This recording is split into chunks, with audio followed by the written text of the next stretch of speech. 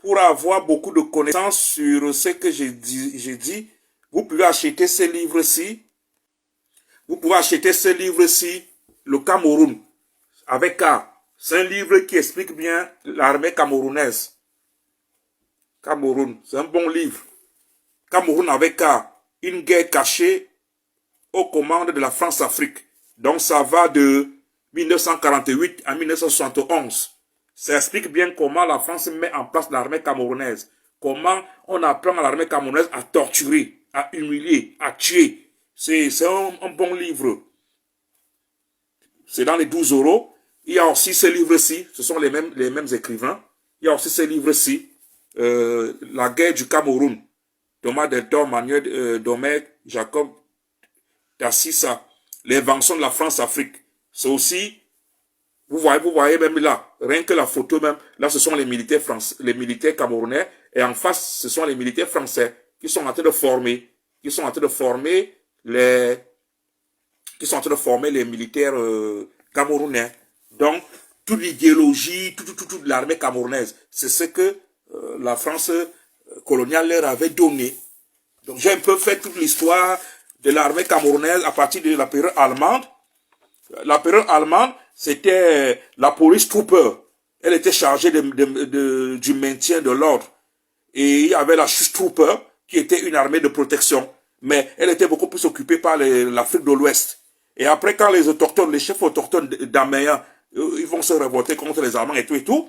Et c'est à partir de là que les autochtones camerounais vont commencer à mettre leurs enfants dans la Schutztruppe de l'Allemagne. Et après, quand l'Allemagne va perdre la Première Guerre mondiale et tout ça, les gars de la Schutztruppe, donc la protection, on peut dire l'armée de protection, les Camerounais qui étaient dans la Schutztruppe, ils vont fuir avec les Allemands et les chefs camerounais qui vont aller, comme par exemple Charles Tangana. Charles Tangana va aller se réfugier avec les Allemands en Espagne, en Guinée équatoriale.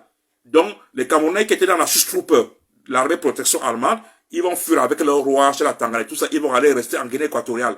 Et après, quand il y aura les accords de Versailles et tout ça, Charles Tangana et les Camerounais qui étaient dans la Schutztruppe, ils vont revenir au Cameroun. Et quand ils reviennent au Cameroun, ils trouvent que c'est déjà la France. Et là, avec le mandat, la France, elle va mettre maintenant alors son système qui sera une armée régionale. Il appelle ça une garde régionale. Après la garde régionale, la France va mettre ce qu'il appelle une garde indigène. Donc, ils nous considèrent comme des sauvages. Donc, une armée d'indigènes. Et après, la France va transformer ça en garde camerounaise. En garde camerounaise et tout. Et les Camerounais sont tout juste, les Camerounais de la garde camerounaise, là, ils sont toujours des accompagnateurs. Donc, c'est eux qui éclairent les militaires français comment aller tuer les nationalistes et tout. Alors qu'entre-temps, les Camerounais du côté anglophone, ils sont intégrés dans l'armée nigériane, ils vont dans des grandes écoles en Angleterre se former, comme à Elton et tout. Du côté britannique, les militaires camerounais ils sont dans l'armée nigérienne, où ils ont suivi des enseignements dans des académies militaires anglaises. Vous voyez comment la France ne nous respectait pas. Les gars, c'est pour ça qu'on avait les Tato James et tout ça, ils étaient déjà des officiers, ils ont fait des grandes formations, alors que du côté du Cameroun, ils étaient des indigènes, dont ils faisaient pas grand, ils étaient là pour accompagner l'armée française à aller tuer les nationalistes. Après, quand le Cameroun devient donc la tutelle, avec la tutelle, c'est là donc que la France va donc commencer à créer donc alors l'armée camerounaise. Donc, nous partons donc de la garde indigène pour la garde camerounaise. Et c'est au sein de cette garde camerounaise que sera pris les prochains éléments de la future armée camerounaise. Donc, les militaires camerounais se sont engagés dans l'armée française, comme les Semengue. Semengue avait fait, je crois, il était dans l'armée camerounaise.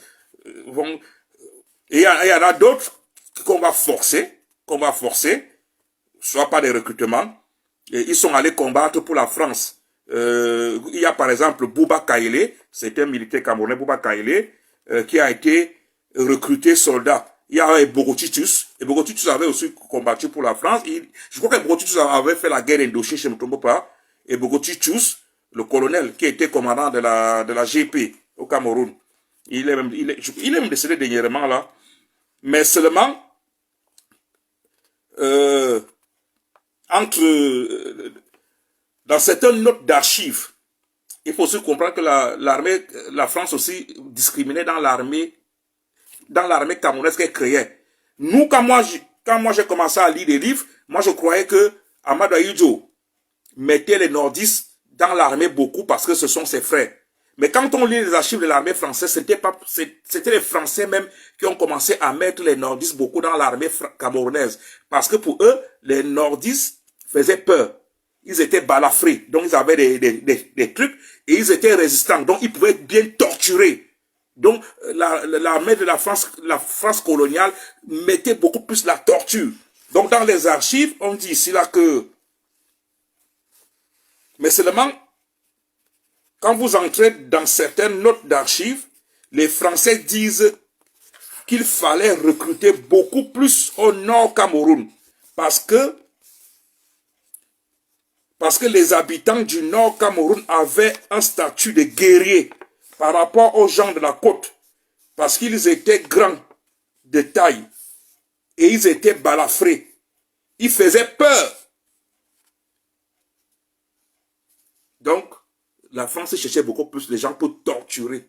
C'est pour ça qu'il y avait beaucoup de... Avant même qu'Amadou Ahidjo ne soit au pouvoir, la France elle-même recrutait déjà beaucoup plus les gens du Nord par rapport aux raisons que j'ai eu à donner là. Donc les soldats camerounais là ont combattu pour la France, mais seulement ce qui fait mal, les militaires camerounais n'ont pas eu la même formation que les autres militaires de l'Afrique équatoriale française. Donc, les militaires camerounais, la France ne leur apprenait pas grand-chose. Alors que les autres militaires de l'Afrique équatoriale française, ils venaient faire des formations ici, on leur apprenait vraiment comment faire une guerre, comment lire une carte, comment faire la géostratégie, on leur apprenait vraiment ce qu'on appelle être militaire, être un officier. Mais les militaires camerounais, on leur apprenait seulement à torturer.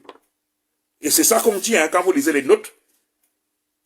Donc, les militaires camerounais n'ont pas eu la même formation que les autres militaires de l'AF, Afrique équatoriale française. Parce qu'au Cameroun, on a très peu d'officiers à la veille de l'indépendance. Donc, à la veille de l'indépendance, au Cameroun, on a très peu d'officiers. On a que, je crois, Semengue. Au Cameroun, à la veille de l'indépendance, on a très peu d'officiers à la veille de l'indépendance qui sont officiers, qui sont dans des académies militaires françaises. Parce que les Camerounais, à cette époque, sont beaucoup plus des accompagnateurs, des assistants dans l'armée coloniale française. Ce qui fait qu'à la veille de l'indépendance, le Cameroun se retrouve confronté à un problème de cadre dans son armée. Pendant la guerre de l'UPC, ils étaient des accompagnateurs, des assistants. Ils ont accompagné l'armée française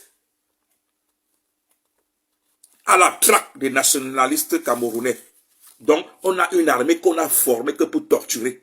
On leur apprenait même pas la stratégie. Comment faire une guerre, comment faire ceci. Il y avait que Semengue qui avait fait ceci. Alors que du côté anglophone, eux, on les avait intégrés dans l'armée nigériane. Ils partaient en Angleterre faire des grandes écoles.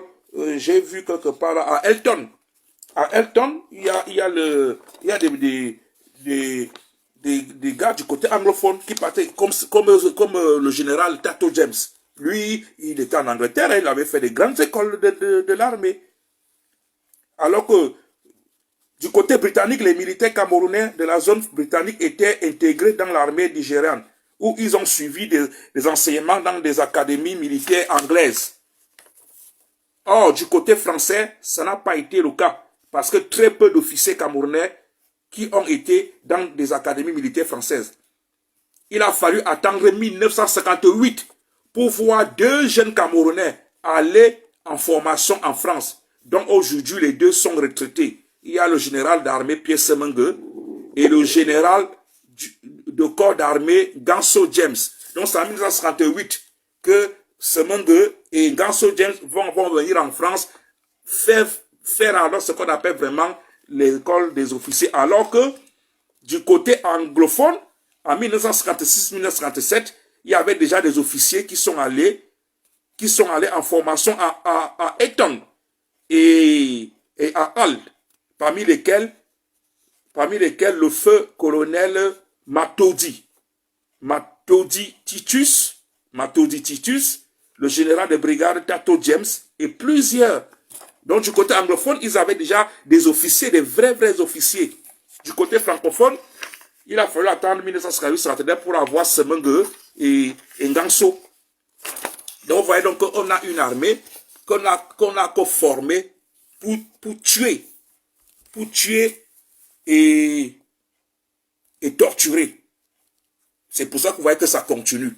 Pour que cela change, il faut que Paul Biya quitte le pouvoir et qu'on ait un président démocratiquement élu. C'est-à-dire qu'il n'a pas peur de son peuple.